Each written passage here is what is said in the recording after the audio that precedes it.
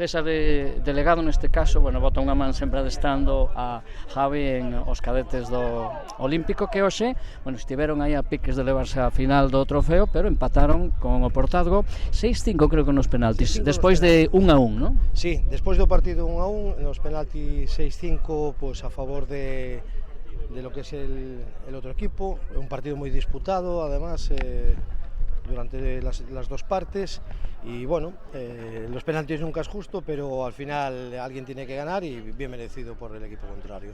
Decía eu, bueno, que tal foi o partido? Pensades que igualados? Sí, os rapaces neste caso, nestas categorías, por lo menos neste partido, había aí unha balanza bastante equilibrada, non? Sí, bastante equilibrado y fue un toma y daca durante todo el partido por ambos de los dos equipos, oportunidades para los dos, para ganar cualquiera antes de acabar lo que es el partido, y bueno, pues al final contentos porque bueno, pues los dos equipos no fueron unos equipos gácanos en el sentido de defender el resultado ni nada, sino que fueron a intentar ganar el partido, y muy bien, muy contentos con el resultado. E isto vos sirve de verdade este torneo, ou falta máis partidos despois para preparar a pretempada? Porque a tempada, bueno, é outra historia e hai que chegar ben, non? Sí, a ver, esto lo compensa con partidos amistosos a mayores, pero bueno, es también, pues nada, es meterlos también a los chavales un poco, porque los partidos amistosos al final lo que tienes que es probar cosas,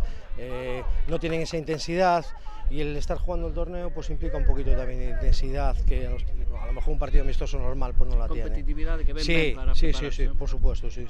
E digo eu, no tema voso destas categorías inferiores hai que formar, e moitas veces como que lle dades menos importancia á clasificación na liga, pero bueno, tamén algo sí, non? Sí, intentas que a todo el mundo le gusta ganar y quedar ahí arriba, pero al final, quiere decir, lo que nosotros buscamos como club también es eso, que los niños pues puedan llegar a las categorías superiores y que estén en ese equipo, y ir formándolos para cuando de verdad tengan que competir pues estén ahí, y bueno, y poder surtirse los equipos modestos de estas categorías bases, que bueno, que es lo bonito de un club, ¿no? Que ver que tus chavales pues llegan arriba y que puedan jugar con los modestos y sin traer a gente de otros sitios, lo mayoría posible, pero bueno.